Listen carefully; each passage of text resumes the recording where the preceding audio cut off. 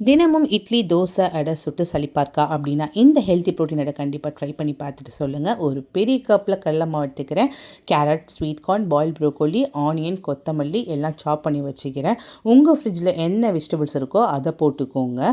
1/4 teaspoon இஞ்சி பூண்டு paste, green chilli 1 சாப் பண்ணது, கர்ட் 1 டேபிள் ஸ்பூன், உப்பு தேவையான அளவு, சீரகம் 1 டீஸ்பூன், மஞ்சத்தூள் 1 டீஸ்பூன், தேவையான அளவு தண்ணி ஊற்றி மிக்ஸ் பண்ணி எடுத்துக்கோங்க. 1 டேபிள் ஸ்பூன் சில்லி பவுடர் போட்டுக்கோங்க. கிட்ஸ்னால் அதை ஸ்கிப் பண்ணிக்கலாம். இப்போ அடை மாவு பதத்துக்கு நல்லா ரெடி பண்ணிக்கலாம். பேன் நல்லா ஹீட் ஆயிடுச்சு. மாவை ஊற்றி ஸ்ப்ரெட் பண்ணிக்கலாம். லோ ஃப்ளேமில் க்ளோஸ் பண்ணி 1 மினிட் வைங்க. 1 டேபிள் ஸ்பூன் ஆயில் ஊற்றி க்ளோஸ் பண்ணி வைங்க.